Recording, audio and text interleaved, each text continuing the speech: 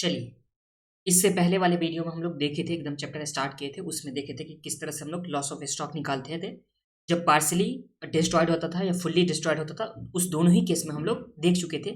अब इस वाले वीडियो में देखेंगे कि हाँ, किस तरह से हम लोग को लॉस ऑफ क्लेम, जो भी क्लेम होगा, क्लेम का अमाउंट निकालने के लिए हम लोग को किस तरह से स्टेप में जाना होगा, कितना स्टेप में जाना होगा, वो हम लोग को इस वाले वीडियो में देखना है। ठीक है, तो आ जाइए यहाँ पे। सबसे देखिए, इस इंश्योरेंस क्लेम चैप्टर में हम लोग क्या देखे थे, सबसे पहले हम लोग को निकाला था स्टॉक कितना लॉस हुआ स्टॉक का, और दूसरा हम लोग को देखना है यहाँ पे प्रॉफिट में कितना लॉस हुआ। तो हम लोग स्टार्ट कर रहे हैं अभी किस चीज से, कि स्टॉक में लॉस कितना हुआ उससे। तो इसके लिए हम लोग को क्या करना होता है, तो सबसे पहले यहाँ पे हम लोग को प्रिपेयर मेमोरेंडम ट्रेडिंग अकाउंट। तो हम लोग को मेमोरेंडम ट्रेडिंग अकाउंट बनाना होता है। मेमोरेंडम ट्रेडिंग अकाउंट मतलब समझ लीजिए कि एक तरह से हम लोग जैसे ट्रेडिंग अकाउंट बनाते हैं, वही हम लोग ट्रेडिंग अकाउंट यहाँ पे बनाएंगे। देखिए, और ट्रेडिंग अकाउंट जैसे ही हम लोग बना लेंगे मेमोरेंडम ट्रेडिंग अकाउंट, उससे हम लोग क्या कैलकुलेट कर सकते हैं, तो यहाँ पे क्लोजिंग स्टॉक कैलकुलेट कर सकते हैं। और इसी क्लोजिंग स्टॉक पे जो भी हम लोग का एवरेज क्लॉज का फॉर्मूला था, या एवरेज क्लॉज का वो, या नॉर्मली जो हम लोग के पास फॉर्मूला होता था, फॉर्मूला बोलो या जो कॉन्सेप्ट था, उसके हिसाब से हम लोग यहाँ पे लॉस ऑफ क्लेम निकालने वाले।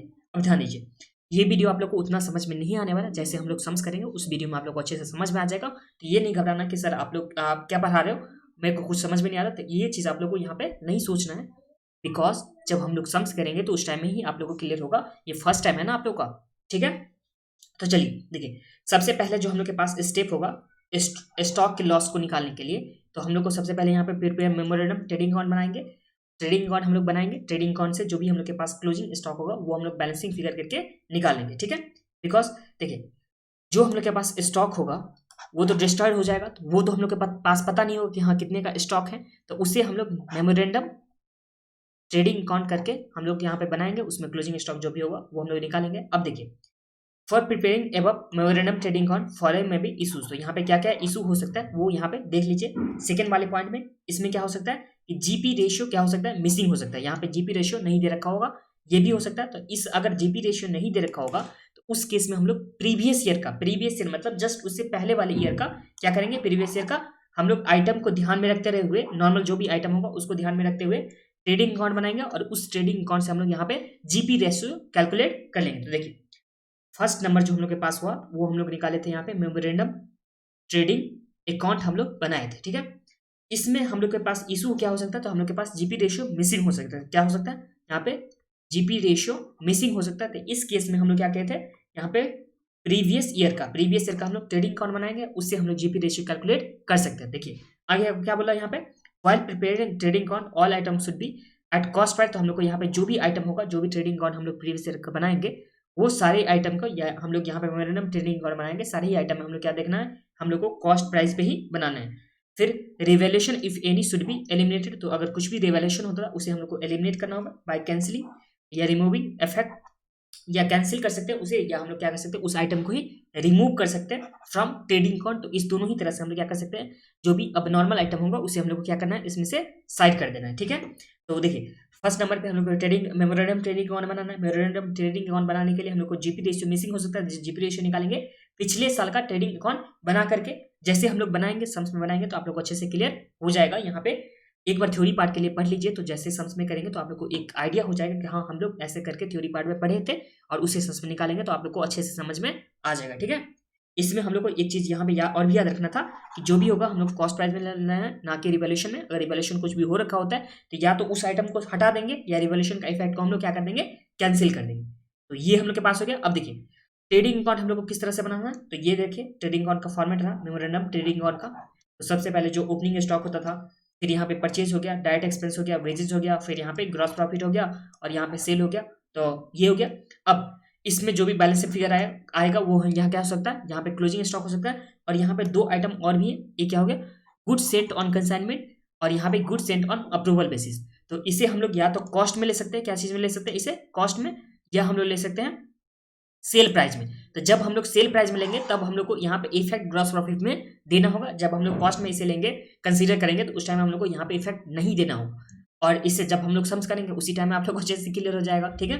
वैसे एक बार देख लीजिए, यहाँ पे ओपनिंग स्टॉक हो गया, परचेज हो गया, जैसे नॉर्मली आइटम होता है वो आइटम हो गया, प्लस में यहाँ पे दो आइटम और भी हुआ जहाँ पे गुड सेंट ऑन कंसाइनमेंट, ये यहाँ पे कॉस्ट पे अगर होगा तो हम लोग को ग्रॉस प्रॉफिट में इसका ऐड नहीं करना है। अगर यहीं पे सेल प्राइस में दे रखा होगा तो इस सेल प्राइस से हम लोग को यहाँ पे ग्रॉस प्रॉफिट में इसका इफेक्ट डालना होगा। इसी तरह से good Saint on approval basis का भी सेम यहाँ पे होने वाला है। अब यहाँ पे नोट नंबर 1 में देखिए क्या बोला, some item of trading account has some error और एडजस्टमेंट। तो कुछ कुछ आइटम में क्या हो सकता है, एरर हो सकता है, या कुछ कुछ आइटम में एडजस्टमेंट हम लोग को करना पड़ जाएगा जो ट्रेडिंग अकाउंट बनाएंगे उस आइटम में। सच item should be rectified while preparing trading account. तो यहाँ पे ये जो आइटम का जिसमें एरर होगा या एडजस्टमेंट होगा उस आइटम को हम लोग क्या करेंगे, रेक्टिफाइड कर लेंगे। जो भी नॉर्मल कोर्स नॉर्मल हो गया प्राइस, उस नॉर्मल प्राइस पे हम लोग लेकर के यहाँ पे आ जाएंगे। फिर यहाँ पे एरर किस किस तरह का हो सकता है, तो एरर हो सकता है जैसे फर्स्ट नंबर पे क्या बोला कि purchase of masonry is included in purchase. तो यहाँ पे जब हम लोग मैसनरी परचेज करते हैं तो उसे हम लोग कहाँ पे दिखाना होता है, तो मैसनरी अकाउंट में दिखाना होता है, ना कि परचेज अकाउंट में। अगर इस टाइम में जैसे परचेज ऑफ मैसनरी को अगर हम लोग कहाँ पे दिखा दिए, परचेज अकाउंट में, तो हम लोग को परचेज को क्या करना होगा, रिड्यूस करना होगा। बिकॉज ये तो जो मैसनरी परचेज करेंगे तो उसे तो हम लोग को मैसनरी अकाउंट में दिखाना था ना, परचेज अकाउंट में तो नहीं दिखाना था। तो इसलिए इसे हम लोग को क्या करना होगा, माइनस करना होगा। तो ये सब कुछ कुछ आइटम आएगा, उस आइटम को भी हम लोग को कंसीडर करना है। फिर जैसे हो गया wages on installation of machine recorded in wages. तो देखिए जब हम लोग इंस्टॉलेशन करते हैं मशीन का, क्या करते हैं, इंस्टॉल करते हैं, तो उस टाइम में जो भी वेजेज होता है उस वेजेज को हम लोग को कहाँ दिखाना चाहिए, तो उस वेजेज को हम लोग को दिखाना चाहिए किसमें, तो मैसनरी अकाउंट में दिखाना चाहिए। मैसनरी में जो भी अमाउंट होगा उसमें हम लोग को ऐड करना चाहिए था, बट हम लोग यहाँ पे वेजेज अकाउंट में दिखा दे तो वेजेज अकाउंट में दिखाना चाहिए, तो आंसर इज नो। तो इसलिए वेजेज अकाउंट को हम लोग को क्या करना होगा, रिड्यूस करना होगा। तो ये हो गया। फिर उसके बाद यहाँ पे sale of furniture was recorded in sale account. तो यहाँ पे सेल जब फर्नीचर का हो तो फर्नीचर के सेल में दिखाना चाहिए, फर्नीचर के वैल्यू को कम करना चाहिए, ना कि सेल को बढ़ा देना चाहिए। तो इस टाइम में भी हम लोग सेल को क्या करेंगे, रिड्यूस करेंगे। बिकॉज सेल ऑफ फर्नीचर ना कि यहाँ पे सेल ऑफ फर्नीचर जो होता है वो फर्नीचर का सेल होता है, ना कि नॉर्मल कोर्स ऑफ बिजनेस में फर्नीचर का सेल होता है। अगर फर्नीचर का बिजनेस होगा उस केस में फर्नीचर जो सेल होगा तो उसे हम लोग गुड्स में कंसिडर करेंगे। बट वैसे जो होगा नॉर्मली जो किसी और चीज़ का बिजनेस होगा उस टाइम में फर्नीचर सेल किया गया तो वो फर्नीचर अकाउंट में कंसीडर करेंगे, ना कि यहाँ पे सेल अकाउंट में। तो इसलिए यहाँ पे सेल अकाउंट को क्या करेंगे, रिड्यूस करेंगे। फिर यहाँ पे क्या बोला, sales of goods was recorded furniture account. तो यहाँ पे गुड्स को सेल किया गया बट उसे फर्नीचर अकाउंट में दिखा दिया गया। तो इस टाइम में यहाँ पे सेल को हम लोग क्या करेंगे, बढ़ा देंगे। मतलब इसे जो भी आइटम था ये सारे के सारे आइटम को हम लोग को यहाँ क्या करना है, तो इसे हम लोग को ठीक करना है। तो ये हम लोग के पास हो गया आइटम।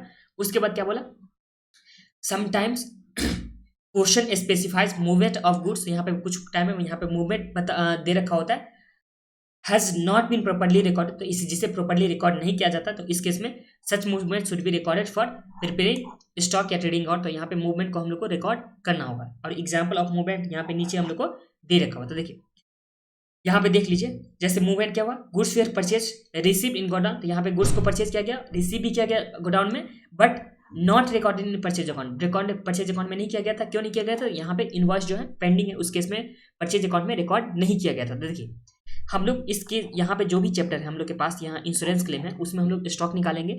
स्टॉक निकालने के लिए हम लोग के पास कितना प्रेजेंट है, गोडाउन में कितना प्रेजेंट है, उस वही तो हम लोग को देखना होगा, ना कि देखना होगा कि हम लोग के पास इनवॉइस में कितना है। जितना यहाँ पे देखिए ये गोडाउन रहा, इस गोडाउन में जितना स्टॉक प्रेजेंट होगा उसी का तो हम लोग इंश्योरेंस क्लेम निकालने वाले हैं कि हम लोग को कितना इंश्योरेंस क्लेम मिलना चाहिए। तो जो मान लेते हैं कि यहाँ पे ये डिस्ट्रॉयड हो गया, ये वाली पार्ट यहाँ पे डिस्ट्रॉयड हो गया, तो जितने का इसमें गुड्स होगा वही डिस्ट्रॉयड होगा।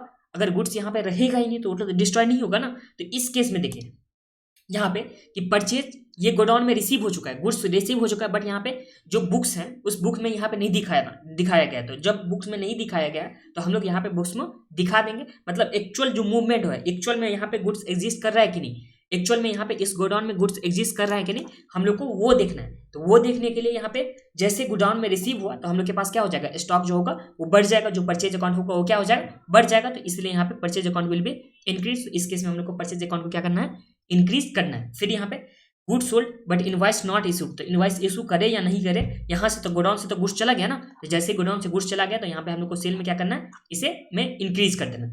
फिर यहाँ पे गुड डिस्ट्रीब्यूटेड एज सैंपल। तो जैसे सैंपल के लिए हम लोग गुड्स को बांटेंगे तो हम लोग के पास यहाँ पे गुड्स का क्या चला जाता है, मतलब बांटा जाता है, मतलब गोडाउन से गुड्स क्या हो जाता है, कम हो जाता है। तो इसलिए हम लोग को यहाँ पे परचेज अकाउंट में क्या करते थे, रिड्यूस कर देते। सैंपल में जब भी बांटते थे तो हम लोग यहाँ पे क्या कर देंगे, रिड्यूस कर देंगे। फिर गुड सेल्फ कंज्यूम। तो जैसे सेल्फ कंज्यूम किया गया तो यहाँ पे परचेज अकाउंट से हम लोग क्या कर देंगे, रिड्यूस कर देंगे, बिकॉज यहाँ पे गोडाउन से जो था वो गुड्स चला गया है। ठीक है, और हम लोग को हमेशा निकालना होता है कि एक्चुअल में गोडाउन में गुड्स हैं या नहीं है, वो हम लोग को देखना होता। तो वो देखने के लिए हम लोग को जो भी परचेज में ऐड करना होगा या सेल्स में ऐड करना होगा या माइनस करना होगा, तो ये सब हम लोग करने के बाद ठीक कर लेंगे। ठीक है, अब यहाँ पे नेक्स्ट वाले आइटम 5वें नंबर पॉइंट में क्या बोला कि goods Saint on approval not yet approve. और यहाँ पे गुड्स सेंट ऑन कंसाइनमेंट। तो यहाँ पे कंसाइनमेंट में हो या अप्रूवल बेसिस में हो तो उसे हम लोग किस तरह से दिखाना है। तो देखिए हम लोग के पास यहाँ पे इसमें 3 चॉइस है। 3 चॉइस में क्या देखो, चॉइस नंबर 1 में सेल को या तो इंक्रीज कर सकते हैं एट सेलिंग प्राइस और जीपी विल इंक्रीज, तो यहाँ पे सेल में भी इंक्रीज करेंगे और जीपी में भी हम लोग इंक्रीज कर सकते हैं। यहाँ पे देखिए क्या बोला, गुड्स सेंड और अप्रूवल, तो अगर हम लोग जब हम लोग अप्रूवल में यहाँ पे दिखाते हैं गुड्स को, अप्रूवल में हम लोग जब देते हैं तो इसे हम लोग सेलिंग प्राइस पे लिख सकते हैं। जब भी सेलिंग प्राइस पे लिखेंगे तो हम लोग के पास ग्रॉस प्रॉफिट में लिखना होगा, तो ये चीज बोला। फिर फर्स्ट नंबर पे वो था कि सेल को हम लोग को इंक्रीज करना है, यहाँ पे जो भी सेल होगा उसे इंक्रीज करना होगा और उसी तरह से हम लोग को जीपी रेशियो को भी इंक्रीज करना होगा। सेकंड चॉइस में क्या बोला, so goods Saint on credit side of the trading on, तो या तो हम लोग credit side of trading on में यहाँ पे दिखा देंगे कॉस्ट में, और कॉस्ट में जब दिखाएंगे तो हम लोग को जीबी में कुछ भी नहीं दिखाना होगा। और सम्स में यहाँ पे बेस्ट चॉइस क्या होता है, तो बेस्ट चॉइस यही होता है कि आप लोग सेकंड चॉइस के हिसाब से दिखा दीजिए। ICI मटेरियल में भी यही दे रखा हुआ है, तो आप लोग इसी तरह से करके लीजिएगा। मतलब जो हम लोग ट्रेडिंग ऑन यहाँ बनाए है ना, इस ट्रेडिंग ऑन में हम लोग यहाँ पे गुड्स सेंट ऑन कंसाइनमेंट हो या goods Saint on approval basis हो, इस दोनों को हम लोग कॉस्ट पे रिकॉर्ड करेंगे, तो हम लोग को ग्रॉस प्रॉफिट में कुछ भी दिखाना नहीं होगा। ठीक है, तो ये हो गया। उसके बाद थर्ड चॉइस में हम लोग क्या कर सकते हैं, या तो परचेज से हम लोग क्या कर सकते हैं, इसे रिड्यूस कर सकते हैं, बिकॉज यहाँ पे जो गोडाउन में है, गोडाउन में से एक्चुअल देखिए जैसे ही हम लोग अप्रूवल के लिए भेज दिए या goods Saint on consignment basis पे हम लोग भेज दिए, तो वो तो सेल नहीं हुआ है, सेल तो एक्चुअल में नहीं हुआ है, बट गुड्स तो यहाँ से मूवमेंट हो चुका है ना। जो हम लोग के पास गोडाउन में जितना का गुड्स होता वो तो गुड्स उससे कम हो जाएगा ना, तो या तो परचेज में रिड्यूस करके दिखा सकते हैं या सेल में हम लोग क्या कर सकते हैं, इंक्रीज कर सकते हैं सेल को। तो इंक्रीज जैसे ही सेल को इंक्रीज करेंगे तो हम लोग के पास गुड्स तो उतना चला जाएगा ना, तो जैसे भी आप लोगों को करना होगा उस तरह से आप लोग कर सकते हो। बट बेस्ट चॉइस क्या है कि goods Saint on approval basis ये दिखा दीजिए क्रेडिट साइड में, और जिसे दिखाना है हम लोग को कॉस्ट में, तो इस तरह से हम लोग को ग्रॉस प्रॉफिट में कुछ भी नहीं करना होगा। फिर हम लोग किस तरह से यहाँ पे स्टॉक लॉस हम लोग कैलकुलेट करेंगे, तो देखिए नॉर्मल गुड्स का कितना लॉस हुआ, फिर अब नॉर्मल गुड्स का कितना होगा लॉस, इस दोनों को हम लोग ऐड करने के बाद हम लोग के पास टोटल लॉस कितने का हो वो आ जाएगा।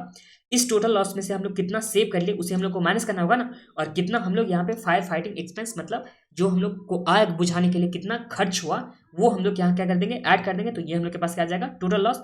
और इस टोटल लॉस को हम लोग दिखा सकते थे कैसे, तो इस टोटल लॉस का अगर एवरेज लॉस में हम लोग दिखाएंगे तो यहाँ पे जितने का लॉस हुआ, जितने का हम लोग के पास क्या हुआ लॉस हुआ, इनटू पॉलिसी अमाउंट कर देते हैं, डिवाइड बाय हम लोग टोटल स्टॉक करते थे, तो हम लोग के पास क्या जाता था क्लेम, जो हम लोगों ने फर्स्ट वाले वीडियो में देख लिया कि क्लेम किस तरह से निकालते थे।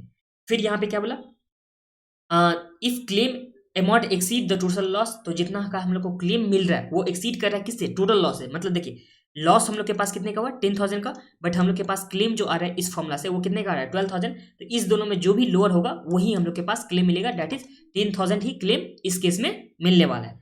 ये हम लोग के पास ये वाली पॉइंट हो गया।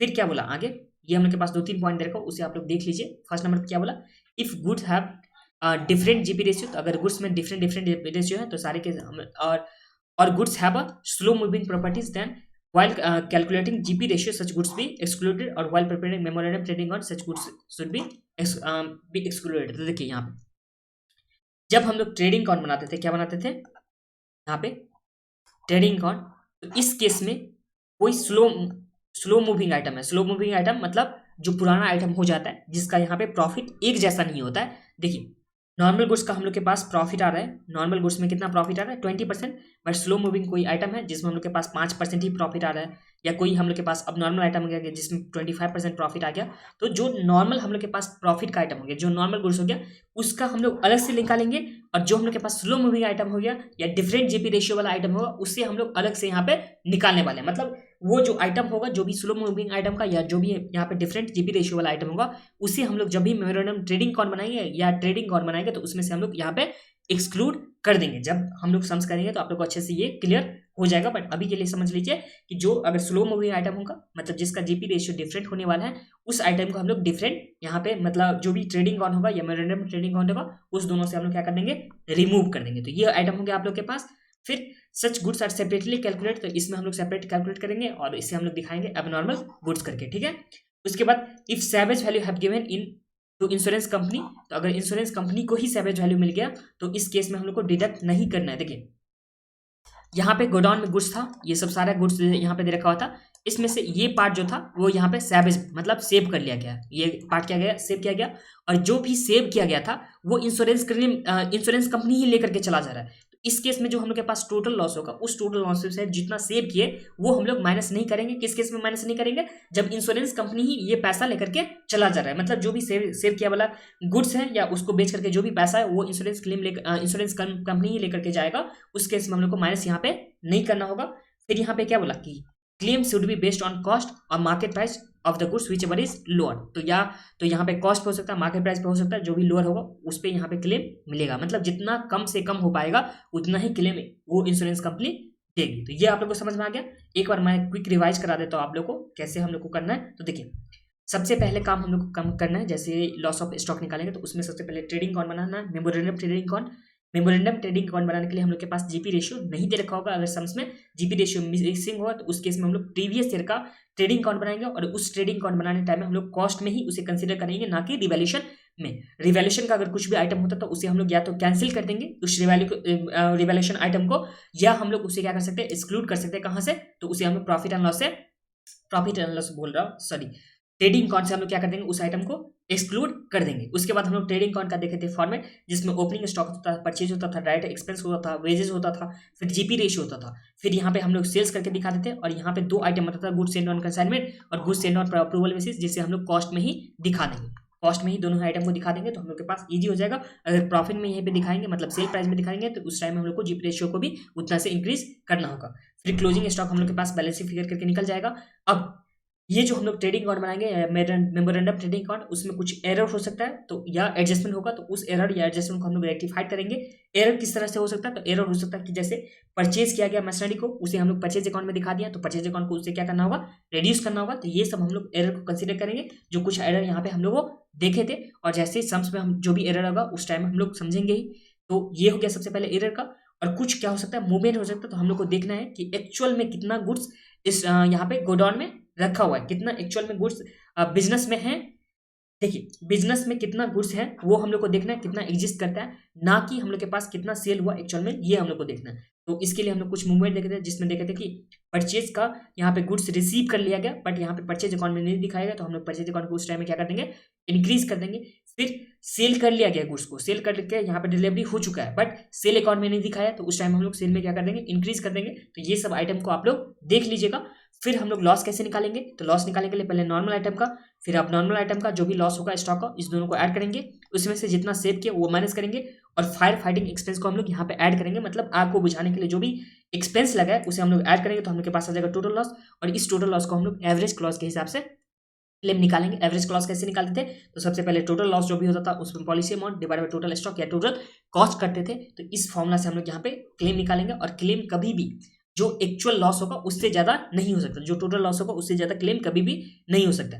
फिर यहाँ पे जीपी रेशियो के बारे में क्या बोला कि जीपी रेशियो में अगर कुछ भी स्लो मूविंग आइटम होता है या डिफरेंट जीपी रेशियो वाला आइटम होगा, तो उस आइटम को हम लोग यहाँ पे क्या कर देंगे, रिमूव कर देंगे, और उस आइटम को हम लोग सेपरेटली कैलकुलेट करेंगे, और जिसे हम लोग क्या दिखाएंगे, अब नॉर्मल गुड्स करके दिखाएंगे। फिर इंश्योरेंस कंपनी अगर सैवेज वैल्यू लेकर के चला जा रहा है, तो उस केस में हम लोग को सैवेज वैल्यू को जो है ना माइनस नहीं करना है स्टॉक में से। और यहाँ पे क्लेम कभी भी कॉस्ट प्राइस और मार्केट प्राइस, इस दोनों में जो भी लोअर होगा उसके हिसाब से हम लोग कैलकुलेट करेंगे। ठीक है, इस वीडियो को एक बार आप लोग और भी देख लीजिएगा, फिर हम लोग सम्स यहाँ पे करने जाएंगे। और यहाँ पे ये वीडियो समझ में नहीं आया कोई बात नहीं, एक बार जैसे ही सम्स हम लोग करेंगे तो आप लोग को अच्छे से क्लियर हो जाएगा। तो अब हम लोग नेक्स्ट वाले वीडियो में देखेंगे जो भी सम्स है, इलस्ट्रेशन है, वो पार्ट से हम लोग स्टार्ट करेंगे।